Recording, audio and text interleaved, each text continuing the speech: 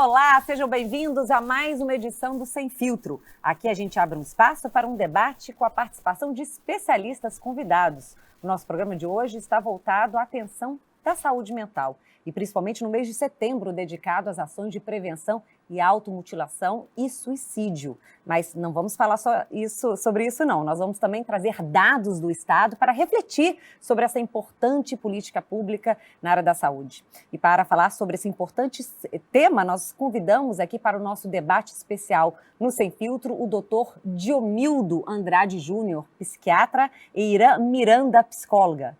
E nós estamos conectados com você por meio das redes sociais e as mídias e os endereços que aparecem aí na telinha. Bom, a campanha de prevenção ao suicídio acontece desde 2015 e os dados da Organização Mundial da Saúde mostram que entre os jovens de 15 e 29 anos, essa é a quarta causa da morte. O que está ocorrendo e aonde estamos falhando nas políticas de prevenção aqui no Brasil?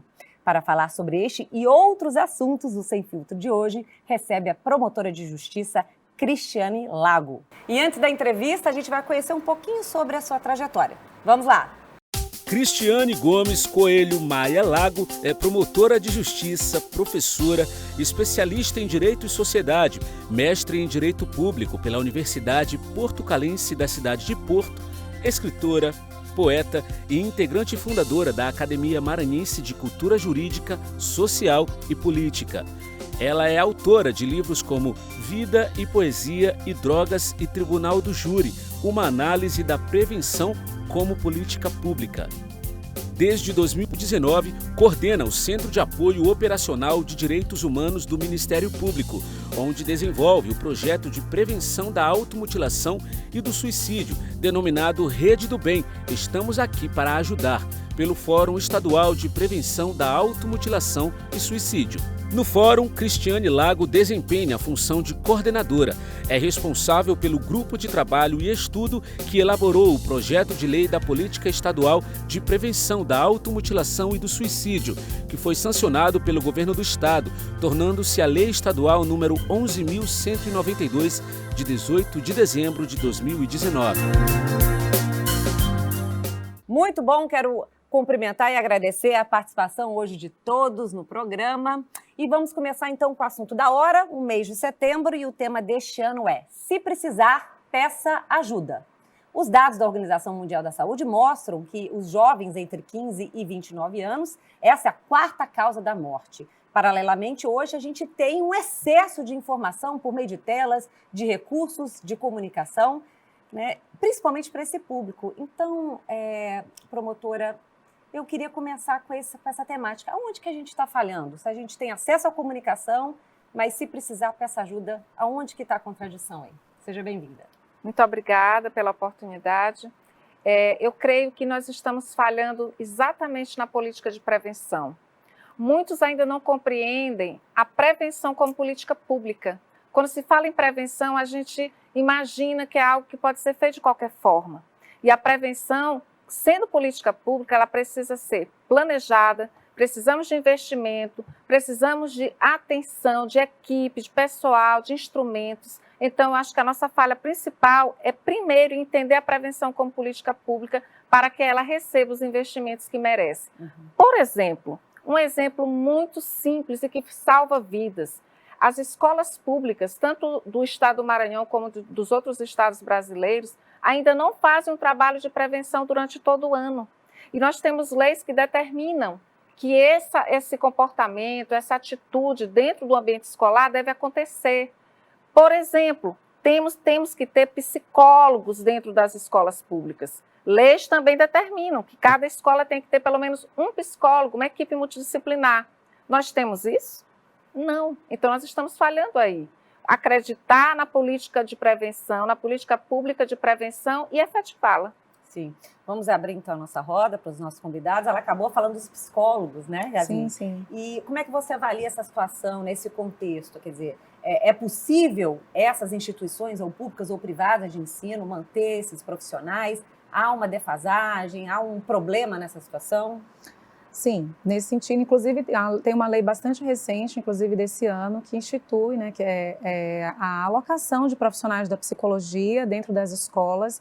Isso é uma necessidade. Recentemente eu estive falando com um grupo de professores que me questionava exatamente isso, como nós, como docentes, com turmas muitas vezes cheias, a gente consegue identificar casos relacionados à saúde mental, mas nós temos limitações, então a gente precisa desse amparo, né, era a fala dos professores. Então, existe sim essa deficiência do ponto de vista profissional de alocação de pessoas, sim. Mas uma coisa que eu gostaria também de falar, já que a gente está falando de prevenção, talvez também a nossa falha tenha a ver com os modelos que a gente coloca dentro de casa também, né? A falta de diálogo que existe dentro das famílias, a falta de diálogo também que as próprias rotinas de trabalho muitas vezes impedem ou diminuem esse espaço de comunicação, de saber como foi o dia, de como está na escola, do que pensa esse jovem. Muitas vezes nos nossos consultórios a gente percebe uma diferenciação entre o que o jovem apresenta e o que os pais trazem ali como que pensam sobre o filho. Então fica muito evidente a falta de diálogo, né, que existe dentro dos lares e que, já que a gente está falando de prevenção, essa prevenção ela também precisa começar dentro de casa, olhando para esses núcleos. Cristiane, a senhora colocou aqui sobre essa questão, né, da falta desse profissional, e Yasmin também trouxe isso aqui para a gente, né? Como é que tem sido a ação do Ministério Público de fiscalização, né, para, então, né, ter a certeza, a possibilidade de ter esse profissional nas instituições de ensino? Pois não, o Ministério Público do Estado do Maranhão, ele tem se debruçado sobre esse tema, ele tem trabalhado, ele tem feito reuniões, tem feito termos de ajustamento de conduta, né, tanto com o governo do Estado quanto com o governo municipal, e núcleos, né, já foram criados, a partir dessas articulações, foram criados núcleos no âmbito do Estado, mas, como eu falei agora há pouco, ainda não é suficiente, né? Nós temos um projeto no governo do Estado do Maranhão, denominado Maranhando Vidas, que tem esse objetivo, né? E mais recentemente, nós, em uma outra reunião com a Secretaria de Educação do Estado, foi ali nos apresentado um plano de realização, né? Em breve, isso já está sendo negociado, de concurso para profissionais dessa área, né? Psicólogos da área de saúde, que podem atender na área de saúde mental.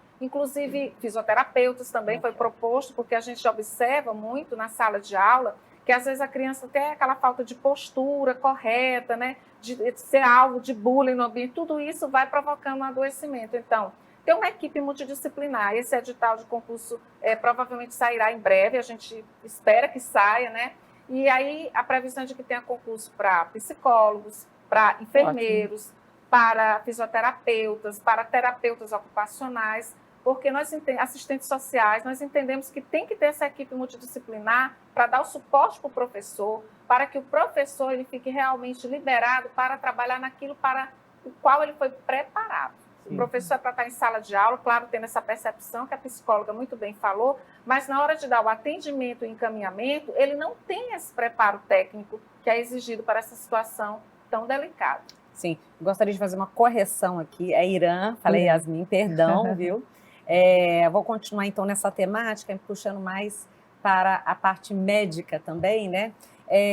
No sistema público de saúde, que também é uma parte importante, né, de atendimento, a gente está falando de escola, mas no sistema público de saúde, vira e mexe a gente tem denúncia também, de reclamação, sobre redução ou falta desses profissionais que fazem esse tipo de atendimento, né? Como é que você avalia, como é que a gente pode melhorar, ampliar esse serviço à população, o que está faltando no sistema público de saúde? Com certeza.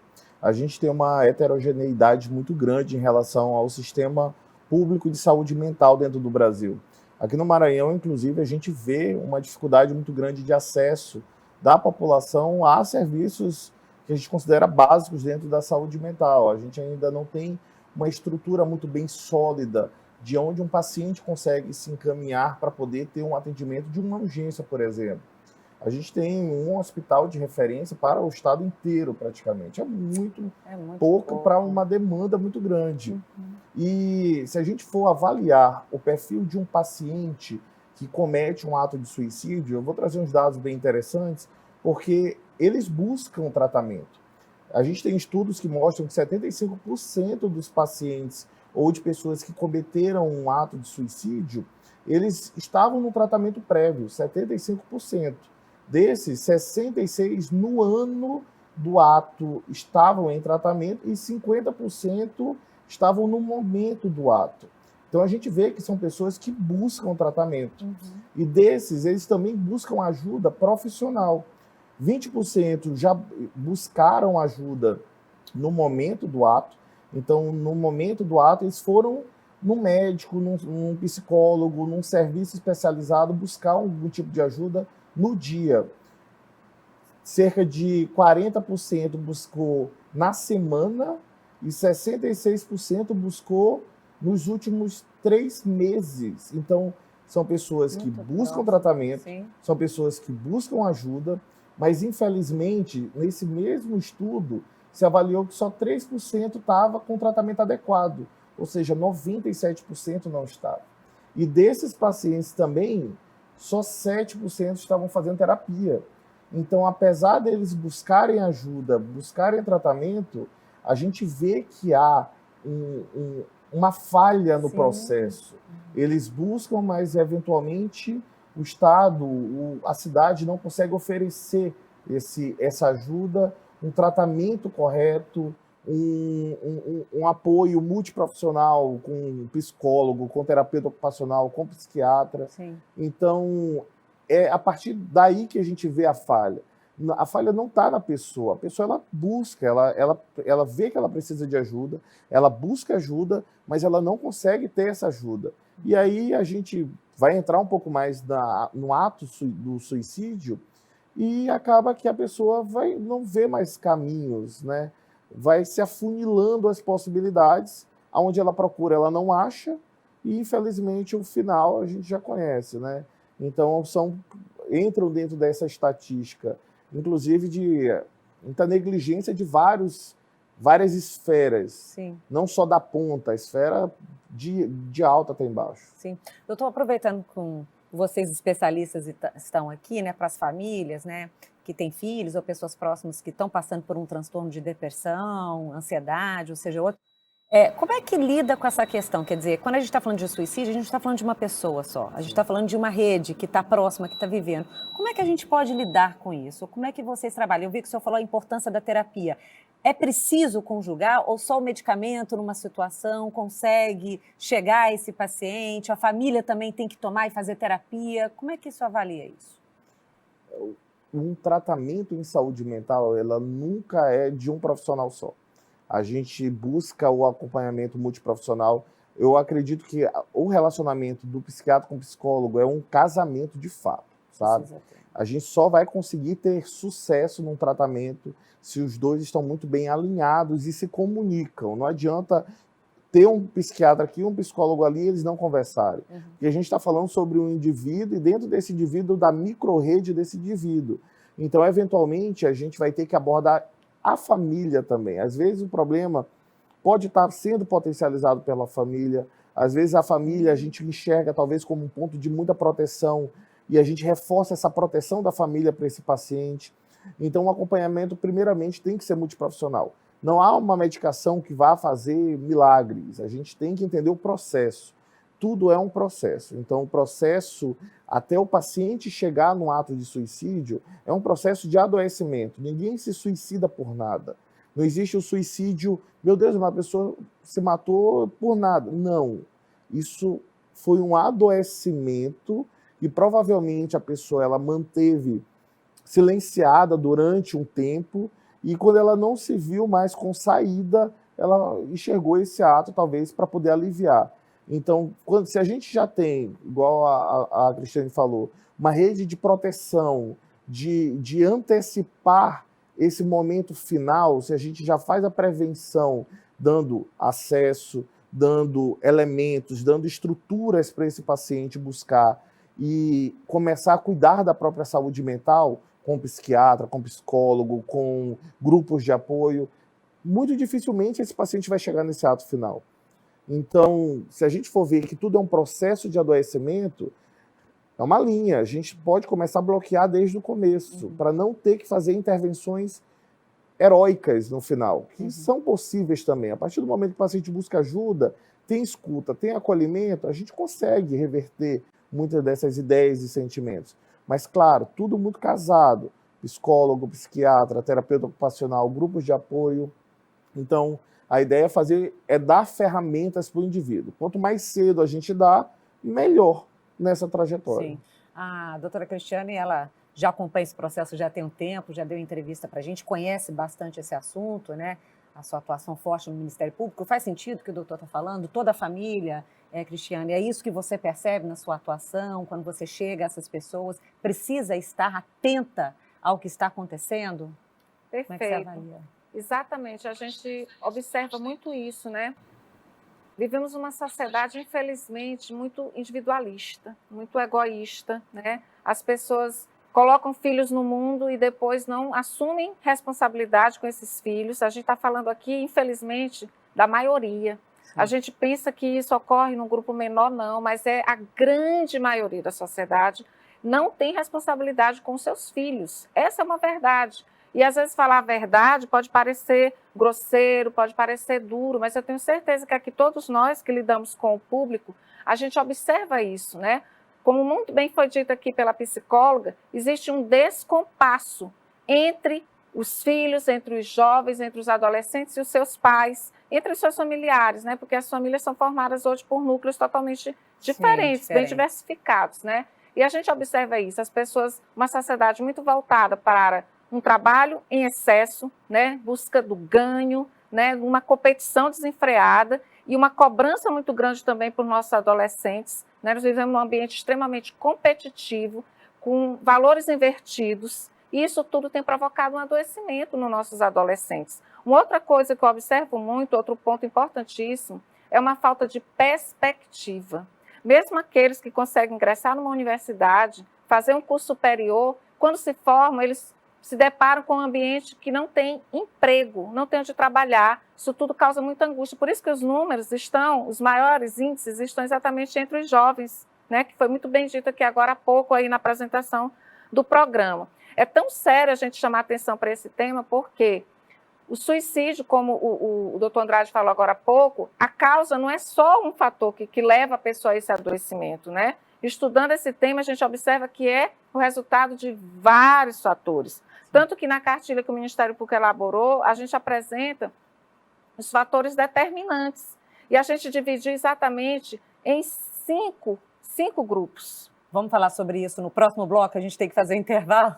Bom, a entrevistada de hoje é a promotora de justiça Cristiane Lago, a gente volta já já.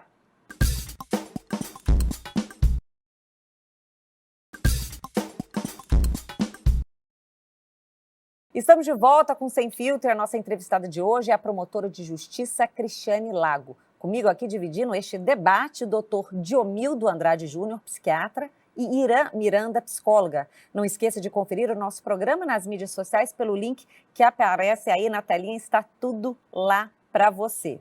A gente estava conversando bastante aqui no intervalo, mas vamos retornar aos pontos que a senhora queria colocar aqui no primeiro bloco, sobre os 5 pontos, não é isso? Exatamente, são os fatores determinantes, né, do suicídio e da automutilação. Então, nessa cartilha que o Ministério Público elaborou, que é dentro do projeto Rede do Bem, estamos aqui para ajudar, essa cartilha foi elaborada por profissionais da área de saúde e eles apontam exatamente os principais fatores de risco, né, que estão associados ao comportamento humano, que é exatamente doenças mentais, como, por exemplo, a depressão, o transtorno bipolar, e vem todas as doenças mentais. Mas acrescenta-se também os aspectos sociais, que é, por exemplo, a questão do gênero, que é mais o masculino, né, que o número maior de homens, apesar das mulheres tentarem mais o suicídio, mas que os homens os que são as maiores vítimas, perdão. Aí vem os moradores de áreas urbanas, né, diferente do quem está morando na área rural. Quem está desempregado também são os aspectos sociais, aposentados, a questão da idade, o isolamento social, as populações também indígenas, as afrodescendentes, por várias razões que a gente também poderia aqui debater. Aspectos psicológicos como perdas recentes, questão de personalidade, ter sofrido abuso sexual na infância, a questão da desesperança que eu falei agora há pouco, né? Sem nenhuma possibilidade de conseguir um espaço para sustentar sua família, né?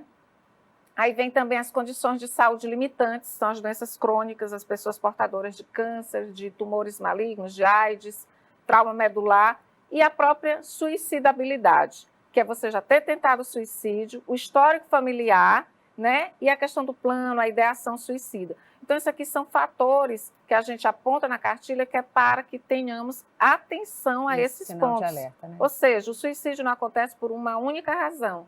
São vários vários, né? outros fatores que contribuem. Doutor Andrade, eu queria aproveitar essa questão que a Cristiane colocou aqui, né? O estigma que às vezes se tem a pessoa que comete o suicídio, né, a um transtorno mental, né? Existe uma relação direta ou não necessariamente? Ou é isso que a doutora Cristiane está trazendo para a gente? Josi, pode ter uma relação, mas existem os outros elementos também. Eu queria que você explicasse isso para a gente. Com certeza.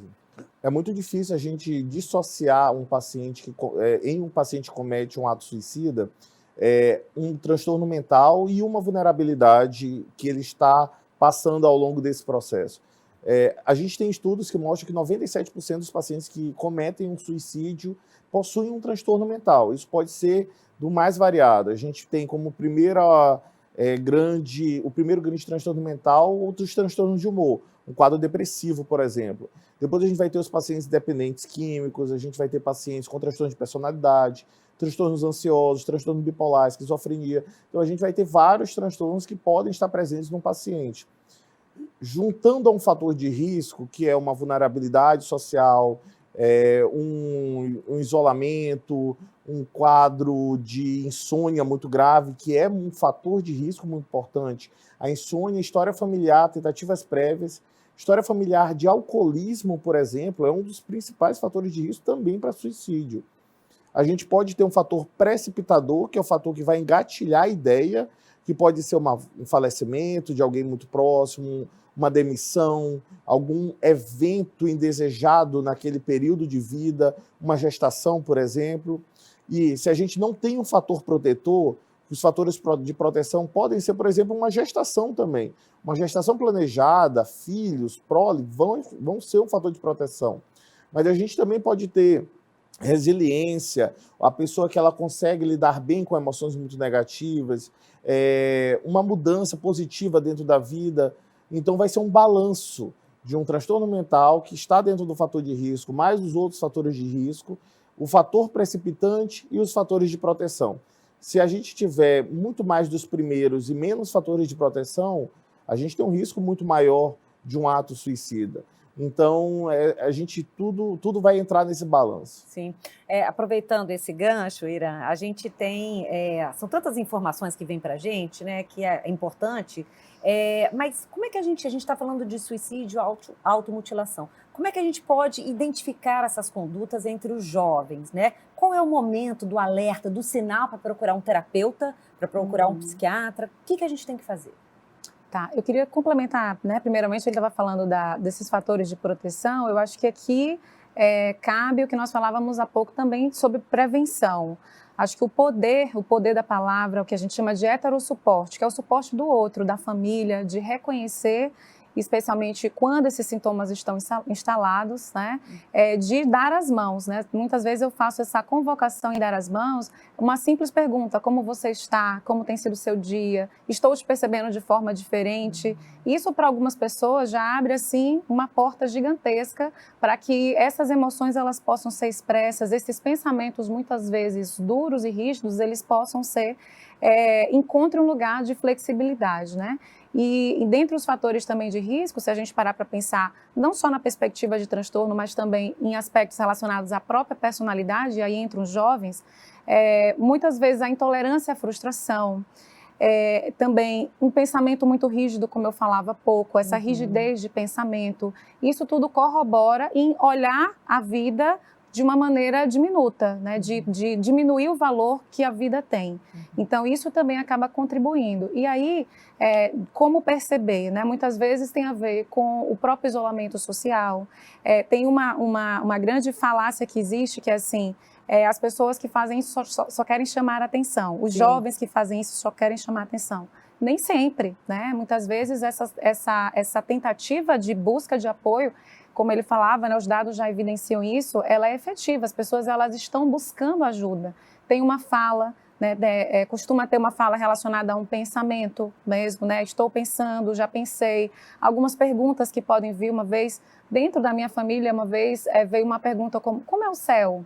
Né? Então, assim, perguntas que a gente pode ficar atentos nesse sentido, né? De como reconhecer sinais e oferecer esses espaços de diálogo, como eu falava há pouco, né? Espaços de acolhimento que precisam ser construídos nos espaços familiares. E a insônia também, que o doutor falou, que é muito importante, né? E hoje as pessoas estão recorrendo, inclusive, à medicação para poder tomar, para poder dormir, mas estão aí deixando de lado os fatores protetores, né? Que o senhor bem colocou aqui, que são importantes, né? Cristiane, eu queria falar com você um pouquinho sobre o seu trabalho, sua atuação, né, no Fórum Estadual de Prevenção à Automutilação do Suicídio, mas no campo da legislação, né? Como é que a Justiça tem atuado para tornar crime a publicização, a incitação do suicídio e condutas de automutilação? Pois não. Dentro do Fórum Estadual de Prevenção da Automutilação e do Suicídio, nós criamos um grupo de estudo, um grupo de trabalho, e considerando que nós já estamos fazendo há muito tempo reuniões de conscientização com profissionais da mídia, orientando em escolas, falando que o fato de você divulgar, né, imagens de suicidas, imagens dos familiares, imagens da forma que ocorreu o ato do suicídio, que isso é um fator que multiplica as ocorrências, né? A gente chama isso aí de que dá ideia, né? Dá ideia para o outro que já está adoecido com problema psiquiátrico, como o doutor falou, e aí ele, olha, alguém fez, eu vou imitar, né? É um fator multiplicador das ocorrências. Então, infelizmente, só a educação não tem funcionado. Nesse caso, nós elaboramos um projeto de lei que visa uma alteração no Código Penal brasileiro, tipificando esse tipo de comportamento, ou seja, divulgar em redes sociais, em qualquer espaço de mídia, em jornal escrito, falado, a imagem da vítima de suicídio e os elementos por ela utilizados para cometer aquele ato passe a ser crime, né? Com uma pena, com uma punição para aqueles que assim agirem. Infelizmente, né? As leis, elas são feitas a partir das demandas sociais, né? Quando você trabalha de todas as formas e tenta educar a sociedade de que aquilo está causando um prejuízo social muito grande, né? E a sociedade não desperta para a importância dessa informação, nos resta a pena, né? Por isso que existem as normas de punição. Nós vivemos numa sociedade e as normas são para controlar os comportamentos humanos. Sim. Então, se está descontrolado esse comportamento, nós temos que ter uma norma para que controle. Nosso objetivo é esse projeto já está tramitando na Câmara Federal e no Senado Federal, e nós aguardamos em breve dar notícia para a comunidade que nós tivemos a aprovação e assim, aqueles familiares que estão sendo vítimas da divulgação da imagem dos seus entes queridos em redes sociais, em grupos de WhatsApp, poderão acionar a Justiça e assim punir esses que causam um mal tão grande para pessoas que já estão sofrendo tanto. É um grande avanço, né? E aproveitando essa questão da comunicação, doutor Andrade, queria te perguntar, os meios de comunicação, e aí a gente está falando das mídias, estamos falando de todos esses canais, ajudam ou prejudicam vocês? Depende. A resposta é depende. Sim. Se a gente tem dentro da mídia questões de prevenção, maravilha, isso vai ajudar a gente completamente. Mas a pós-venção, a questão de realmente divulgação, romantização de ato suicida, que a gente vê em algumas séries, a gente teve séries recentes sobre isso. Isso pode dificultar muito o nosso trabalho, porque querendo ou não, a pessoa vai acabar associando aquela parte romântica à vida dela e achar que aquilo ali realmente é o caminho. Então, a gente precisa ter campanhas educativas de prevenção. Sim. E aí a mídia entra como uma grande ferramenta para a saúde mental. Sim. Agora, essa parte de divulgação de ato, de como foi feito, isso aí não ajuda a gente em nada. Sim. A gente percebe isso nos meios de comunicação, não só isso, né? Como todas as pessoas podem participar, às vezes pessoas que não têm autoridade, não são especialistas, dando dicas de manuais, de como viver bem, de medicação. Isso também deve ser muito ruim para o trabalho de vocês, né? Não sei se você encontra isso no consultório. A doutora falava há pouco de incitar esse tipo de imagem, incitar pessoas que já estão pensando em cometer, mas vai além. A gente assistiu recentemente na nossa cidade alguns desses atos que foram viralizados dessa forma, e nesse período os consultórios de psicologia assistiram pessoas chegando com crise de ansiedade. Então não necessariamente precisa existir previamente algum tipo de adoecimento para não ser impactado por imagem como essa, né? Isso trouxe aí uma série de desordens nesse sentido. Muitas pessoas, né, não só crises de ansiedade, mas também trouxeram aí problemas, inclusive dentro de sala de aula, falando de adolescentes, né? Porque acaba virando um tema e que aquilo ali desperta medos, desperta, enfim, uma série de emoções negativas. Sim. E essa lei, ela vem com um intuito muito válido, né? Que é justamente de contribuir para educar também, né? Educar por uma outra via, mas educar. Sim. Eu tenho os dados do Boletim Social do Maranhão, publicado pelo MES, que eu vou colocar aqui, né? Nós vimos um aumento de mais de 300% no número de lesões autoprovocadas. Aí eu também queria perguntar, automutilação, autoprovocadas é a mesma coisa? Se vocês pudessem explicar aqui pra gente, de forma geral, entre 2011 e 2017. E o número de mulheres corresponde a aproximadamente 66% dos casos, não só aqui no Brasil, como no Nordeste e no Maranhão, né? Eu queria uma avaliação de vocês que atuam nesse campo, nas salas de atendimento, né? Quais são as possíveis causas para o aumento desses casos e por que chama atenção a questão das mulheres? O que está acontecendo? Eu posso fazer um pouco da diferenciação do comportamento suicida. A gente tem um comportamento suicida que não é igual, ele se mostra de formas muito diferentes. Então a gente vai ter realmente uma ideação suicida, que ela pode seguir um caminho de ativação, planejamento e ato. A gente pode ter pensamentos e uma ideação suicida de forma mais passiva, que é ela é mais fina, é mais difícil da gente perceber. É aquela pessoa que ela quer desaparecer, que às vezes se Deus tirar ela desse mundo, ela vai ficar bem. Isso é uma ideia, um comportamento suicida. E a gente vai ter comportamento para-suicida. Então essa autolesão, ela tende a ser não suicida. São pessoas que estão num período de uma instabilidade emocional muito aguda e buscam, através da dor, o alívio desses sintomas. Não é a ideia de se matar, não é a ideia do suicídio. É uma ideia de aliviar uma angústia. Então é diferente.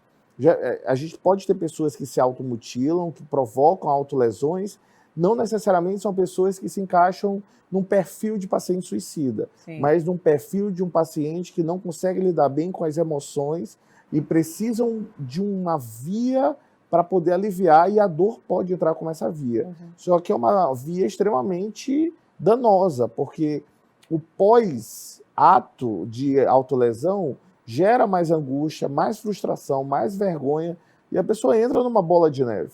Então, é nesse tipo de comportamento que a terapia se mostra fundamental. Arão confirma muito bem isso, que é para poder a pessoa entender e lidar com essas emoções.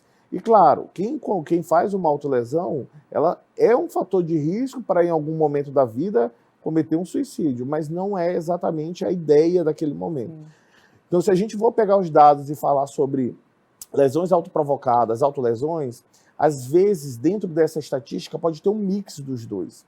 Então, é um mix que a gente, às vezes, será que realmente são pessoas com ideação suicida? Será que são pessoas com uma instabilidade emocional que provocam autolesões? Mas, de qualquer forma, é um valor muito alto. E se a gente for pegar nesses últimos anos, foram anos extremamente catastróficos dentro da saúde mental. A gente teve pandemia, a gente teve o sentimento de vulnerabilidade enorme, de fragilidade como ser humano, de mortes de pessoas muito próximas, da ideia da finitude da vida. Foram anos que as pessoas lidaram muito com o tema morte. E isso a gente não é preparado, a gente não pensa na finitude, a gente pensa, é um tabu. É um tabu em várias civilizações, inclusive na nossa ocidental. Tem civilizações que lidam muito bem com isso, a gente não. A gente só pensa na hora. Então, é justificado que as pessoas adoeceram muito mais mentalmente nesses últimos anos. Tanto por questão de pandemia, tanto por questões de pressões diferentes. Hoje as pessoas lidam com pressões diferentes de anos atrás. os trabalhos exigem muito mais qualificação, a pressão de mercado de trabalho, a pressão de estudo, de faculdade. Então, são pressões que as pessoas, às vezes, não estão prontas. E o último ponto, para complementar, a velocidade de informação. Sim, as pessoas, elas, em velocidade. segundos, elas lidam com uma quantidade de informação muito grande que elas também não estão prontas. O cérebro nosso não é pronto para isso. A gente, às vezes, tenta, mas o preço vem. Mais transtornos de ansiedade, mais transtornos depressivos, mais uso de substâncias para poder dar conta disso. Então, se a gente for somar tudo, está justificado esse dado. Perfeito. Vamos falar mais sobre isso, a gente fala no próximo bloco. A entrevistada de hoje é a promotora de justiça Cristiane Lago. A gente volta já já.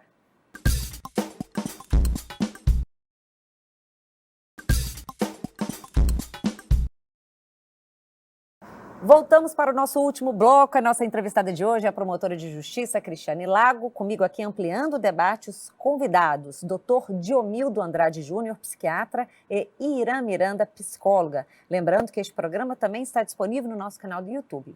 Bom, vamos falar agora de uma outra questão, uma pauta do momento, né, que é sobre a questão da descriminalização do porte de maconha para consumo. Já tem a maioria no STF para distinguir usuário e traficante. Então, primeiro eu gostaria, doutora Cristiane, que a senhora pudesse esclarecer para a gente esses termos jurídicos, né? O que é legalizar, descriminalizar, regulamentar e o que a gente tem hoje aqui no Brasil? Então, descriminalização das drogas é retirar, né, esse comportamento do porte de uma quantidade de droga para uso da esfera criminal e encaminhar para a área administrativa, né? Deixa de ser crime. Né? Então, descriminalizou o uso indevido de drogas, o porte para consumo.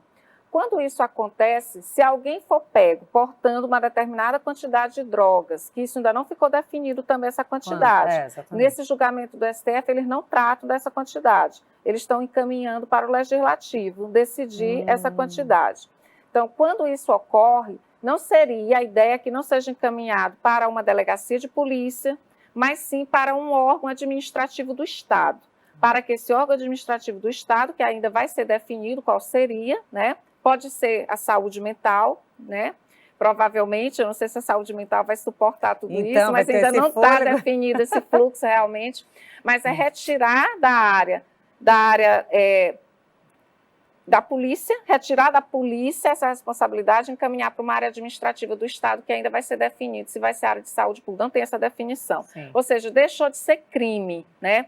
Quando eu digo que legalizou, é que a venda também será legalizada, mas nesse caso não, nesse caso a gente está falando só de descriminalizar. Sim.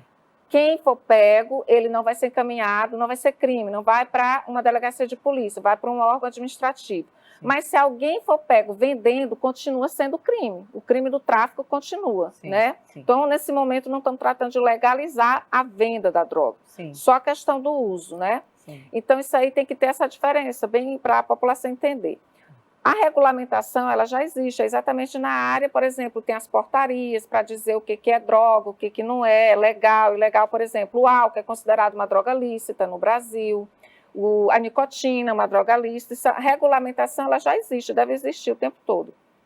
Mas, com relação à descriminalização no nosso país, em Portugal já ocorreu essa descriminalização. Eu ia fazer essa pergunta, né? Para a senhora. Inclusive, eu fiz um estudo nessa área e verificamos que lá foi muito importante para a sociedade a descriminalização do uso indevido de drogas, mas tem um mais bem grande aqui para a gente colocar. O país se preparou para essa descriminalização. Ele criou centros administrativos com equipes multidisciplinares para receberem esses usuários e dependentes químicos, porque nesse grupo a gente não vai ter só o usuário eventual. Nós vamos ter o dependente químico, que está precisando de um tratamento, que aqui no nosso país a gente ainda não tem condições de dar para aqueles que já se autodeclaram dependente e procuram ajuda. Nós não temos estrutura para atender o dependente. O usuário eventual, aquele que vai fazer um uso eventual e que vai ter, por exemplo, uma overdose e vai procurar um atendimento, também a gente não tem. Como o doutor falou agora há pouco, a gente não tem um atendimento para uma emergência de crise de saúde mental, uma crise de ansiedade, uma crise de esquizofrenia, de pânico, a gente não tem. A gente só tem um local aqui no estado do Maranhão inteiro, que é o Nina Rodrigues. Então, veja, para que ocorra esse avanço na descriminalização, porque ele tem pontos positivos, o nosso país precisaria se preparar com uma estrutura administrativa, de equipe de pessoal, de equipamentos públicos adequados para receber essa demanda. Caso contrário, o nosso entendimento é que nós temos uma tragédia social. Esse é o nosso ponto nesse momento. Então, é um risco muito grande no meu entendimento, é o meu posicionamento pessoal, não é institucional, quero deixar bem claro aqui, não é o entendimento da minha instituição, é o entendimento meu, a partir de estudos e do que a gente verifica na prática, acompanhando aqui, por exemplo, a questão do atendimento a vítimas de lesões autoprovocadas. Se essas pessoas não estão tendo, né, um atendimento devido para um problema de saúde mental, imagine aqueles que vão, uma vez permitido que eu possa utilizar a droga, porque de qualquer forma vai dar uma possibilidade, né, desse uso, e todos nós aqui sabemos que a partir do início, de você fazer o primeiro contato, de você experimentar, existe uma grande possibilidade desse jovem ou de qualquer pessoa se tornar um dependente químico. Todos nós aqui sabemos que aquele que experimenta droga, que faz uso de droga, existe a potencialidade dele se tornar um dependente químico. E o dependente químico, segundo a OMS, é uma pessoa doente que precisa de atendimento médico. Então, no meu entendimento pessoal, é um risco muito grande para o país a descriminalização das drogas nesse momento. Vamos abrir agora para os especialistas na área da saúde. Vamos procurar na parte, né, terapêutica, né? Como é que você percebe isso? Quer dizer, há fôlego para fazer esse tratamento, para poder receber esse usuário, para fazer a reinserção desse usuário? Como é que está a área da saúde? A doutora estava falando sobre educação, prevenção, a gente estava colocando isso quando nós falávamos há pouco sobre a prevenção ao suicídio, e de fato é algo que a gente precisa realmente se preocupar, né? Do ponto de vista de olhar que a gente não está falando de olhar só para o indivíduo, mas olhar para toda uma conjuntura social que pode abranger e abarcar essa situação. Então, para muitos outros casos, a gente já tem uma realidade insuficiente de assistência, não só do ponto de vista, né, dos hospitais, mas também das próprias escolas, da própria família, como eu dizia há pouco, de debater coisas sobre isso. Então, o que nós temos hoje em termos de campo, né, digamos assim, tirando o indivíduo, né, não só olhando para o indivíduo, mas olhando para o campo, é um campo insuficiente, olhando para os nossos espaços mesmo de atendimento, de discussão, escolares, né, cultural, para a gente abranger esse tipo de demanda. Doutor Andrade, o senhor tem esse entendimento também que vai ter um excesso aí e que o nosso sistema de saúde não está preparado, de repente, para poder receber essa demanda agora que... se isso acontecer? O Brasil é um país continental, né? Já começa com essa grande dificuldade. A gente tem um território extremamente enorme com várias particularidades dentro do próprio território. Quando a gente fala sobre a descriminalização, assim, especificamente da cannabis, a cannabis está inclusive virando uma nova ferramenta terapêutica dentro da medicina, sabe? Sim.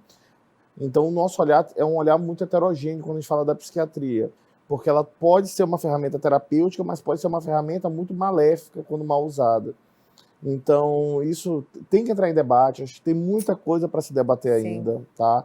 Porque há realmente pontos em que a estrutura de CBD, que é um dos subtipos da cannabis, é muito terapêutico, mas ao mesmo tempo a gente sabe sobre a parte de dependência química, é uma droga que interfere muito no neurodesenvolvimento, no principal momento, que é na adolescência, por exemplo. A gente só terminar a formação do nosso cérebro com 25 anos de idade.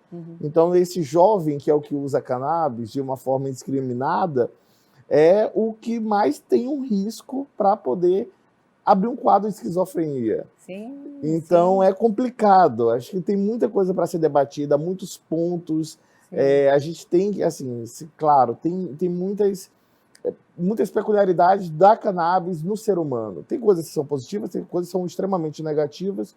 Então, a gente tem que ter o entendimento que é uma substância que pode aumentar síndromes psicóticas, como a esquizofrenia, ao mesmo tempo pode melhorar um quadro de epilepsia refratária.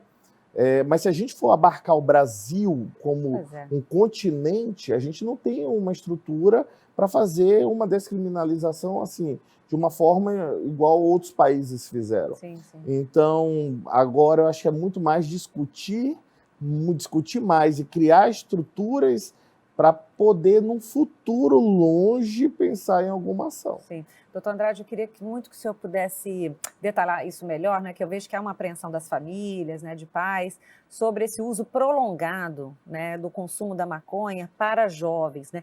Então, existe uma repercussão na parte cognitiva, nessa parte comportamental que pode ser prejudicial? Como é que o senhor poderia orientar essas famílias a como lidar com isso, como conversar com seus filhos em relação a isso? Com certeza. A cannabis e todas as subestruturas da cannabis, o THC, o CBD, todos os outros componentes, quando usados até, por exemplo, 25 anos de idade, enquanto a gente ainda está desenvolvendo o nosso lobo pré-frontal, que é o lobo mais fino, é o lobo que controla nosso centro de atenção, raciocínio fino, emoções. Então, ela pode prejudicar um pouco esse desenvolvimento dessa região. E ela também está associada, por causa disso, ao aparecimento de quadros psicóticos que são extremamente graves. É para o resto da vida. A esquizofrenia é uma doença sem cura, crônica, debilitante.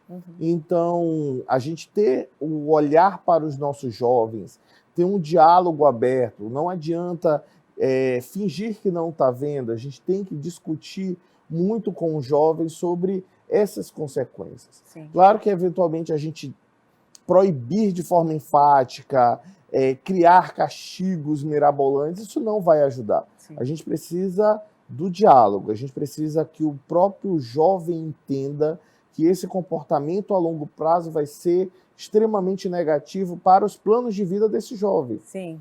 Então, a partir do diálogo, um acompanhamento com um psicólogo, uma psicoterapia, um psicólogo que seja bem vinculado a esse jovem, eventualmente um psiquiatra para poder tratar um pouco da comorbidade. Às vezes esse jovem está fumando porque está muito ansioso. Se a gente trata o componente ansioso, talvez o jovem deixe de lado o uso da cannabis. Sim. Então, a gente tem que ver as comorbidades, a gente tem que vincular com esse jovem, tem que projetar esse jovem para o futuro e mostrar para ele que o comportamento de agora pode ser muito maléfico. Sim, sim. Irã, isso. O que você tem percebido aí no consultório, né? Você deve ter acesso aos jovens, né? Como é que você pode falar contribuir? Que boa parte das respostas que nós estamos dando aqui falam de debate, de diálogo, Sim, né? Então vejam que essa é uma ferramenta, o diálogo é uma ferramenta de equilíbrio. Quando a gente olha para dentro dos nossos lares, dos nossos relacionamentos, a gente está trazendo aqui muitas vezes o adolescente, né, como essa figura que a gente está se debruçando para debater agora. Então, muitas vezes a resposta para a prevenção, para a cura também, está associada ao diálogo. Então, o que ocorre é que temas como esse que a gente está tratando aqui, poucos são falados em casa, Sim. poucos são debatidos, muitas vezes terceirizados para as escolas. As escolas já recebem essa demanda de uma maneira, enfim, né, muito generalizada, tem muitas pessoas ali para darem conta, não são questões muito individuais. Então, veja, tem ali uma responsabilidade que a gente precisa chamar para dentro de casa. É claro que aqui a gente está falando de pais, mas pais responsáveis de uma maneira geral, toda a rede que ampara, porque esse jovem é uma pessoa em desenvolvimento. Sim. Né? Ele falava há pouco dessas questões cognitivas que requerem tempo e as questões que está atrelada às questões emocionais, então por isso a impulsividade. Deixa eu experimentar para ver, mas cadê a informação sobre por trás dos riscos desse experimento, né? Desse experimentar? Então o diálogo ele traz ali informações, ele traz ali uma abertura, inclusive para dúvidas, uma abertura para colocar ali receios e por aí vai. Então, muito das respostas aqui de prevenção e de cura passam pelos diálogos dentro de casa. Sim, a gente está falando muito aqui de comunicação, educação, agora voltando para a atuação do Ministério Público, Cristiane. Como é que o Ministério Público pode trabalhar, né, com todas essas ferramentas, essas estratégias de comunicação, né? A gente está falando não só de educação, mas, por exemplo, com campanhas para que a gente possa esclarecer mais informações que a gente não está vendo tanto na mídia, de forma geral, informações sobre o uso prolongado da maconha. A gente vê isso muito numa questão mais da ordem jurídica, né? Como é que a senhora avalia que o Ministério Público pode atuar, assim, em diálogo com a comunicação, para que a gente possa ter informações sobre, de fato, o que vai acontecer? Então, o Ministério Público tem um projeto de prevenção ao uso indevido de drogas denominado Quem Escolhe o Seu Caminho? Você ou as drogas? Nós fazemos 2 perguntas. E nós levamos atividades de prevenção para as escolas, né? Levando especialistas, né, para falarem sobre os malefícios do uso indevido da droga, porque o que a gente observa hoje, infelizmente, num papel invertido da mídia, é de banalizar o uso da maconha, por exemplo, até levando uma informação de que a maconha é uma droga leve, que não faz mal, não é bobagem, não faz mal, quase não faz mal. Nós estamos acabando de ver o médico falando aqui, e todos os profissionais, né, sérios, eles falam exatamente isso. Nessa fase de formação cerebral, o perigo de desenvolver uma esquizofrenia. Então, e agora só aproveitando aqui, quando eu falei lá de Portugal, que lá eles descriminalizaram, mas eles se prepararam e estruturaram, o objetivo desses grupos, né, para onde esses jovens são encaminhados, ou qualquer que são pegos nessa circunstância, é de dissuadir com relação ao uso. E vai ser feito todo um trabalho para mostrar que o uso não faz bem, que o uso não é bom, né? Só prejudica. Então, dentro do Ministério Público, nós temos esse projeto, que é de prevenção, de palestras nas escolas, nas igrejas, nos bairros, mas também de organização da política municipal, né? Veja que os nossos políticos, infelizmente, ainda não se preocupam com esse tema. Sim. É um tema de menos importância, assim como também o tema da prevenção ao suicídio e à automutilação. Por que eu digo que não dão a devida importância? Porque na nossa estatística, levando todo esse projeto, encaminhando, pedindo para as câmaras municipais aprovar a política municipal, poucos fazem, poucos dão retorno. A gente precisa ingressar com ação civil, com processo judicial para obrigar o município a fazer a sua política municipal, porque precisa ter uma legislação, vai ter que criar um conselho, tem que equipar, tem que ter pessoas, tem que ter profissionais para trabalhar, e aí, novamente, vamos nos deparar com a não importância para esse tema de saúde pública. Sim. Porque a gente vê que aqui, quando a gente trabalha o suicídio, você observa que o segundo fator determinante para o suicídio é a dependência química. Os alcoólatras são os que mais se suicidam. Esses são os dados que nós temos aqui, eles podem confirmar. E é importante também, veja, olha como é sério isso, né? Sim, se o alcoólatra é uma das categorias que mais recorre ao suicídio, o dependente químico também está aí nessa categoria, porque o dependente no caso da droga ilícita, né? Que é a maconha, a cocaína. Sim, então, veja, é uma matéria, ela se interliga com a outra, né? Um tema se interliga com o outro. Mas são temas silenciosos, né? Que matam dentro das nossas casas, dentro das nossas escolas, e que não recebem a atenção devida. Eu não entendo por quê, porque a própria OMS, ela traz uma informação que eu quero trazer aqui para os senhores já sabem, eu estou falando para o público, que no caso do suicídio, o suicídio provoca muito mais vítimas do que câncer de mama. E a gente tem tanta... Não estou dizendo que não deva ter, tem que ter, claro, até para que tenha diminuição. Mas por que não tem relação ao suicídio também? Sim, né? Sim. Mata mais do que malária, mata mais do que homicídio. Nós falamos tanto sobre violência urbana, né? Que está morrendo muitos jovens, pois o suicídio está matando muito mais do que o homicídio. Então, é um tema muito relevante. Exatamente. Que bom que nós estamos aqui discutindo nesse momento. E vamos abrir mais espaço com isso, mas infelizmente a gente precisa fechar o programa de hoje, uma edição de fôlego sobre desafios da política pública na área da saúde, saúde mental no país e no nosso estado. Quero agradecer novamente a participação dos convidados do programa de hoje, Dr. Diomildo Andrade Júnior, psiquiatra, e Irã Miranda, psicóloga. Promotora, por favor, suas últimas considerações. As minhas últimas considerações é de que, de fato, as nossas autoridades se preocupem com esses temas, porque são temas que estão levando a óbito muitos jovens. Então, se você tem responsabilidade social, se está ocupando um cargo que realmente você tem o objetivo de fazer uma transformação social, atente para a política de saúde mental e atente para a política de prevenção ao uso indevido de drogas. Mais uma vez agradeço então a participação de todos aqui no debate. Sem Filtro fica por aqui. Obrigada mais uma vez pela sua audiência. Eu te espero na próxima semana. Até lá!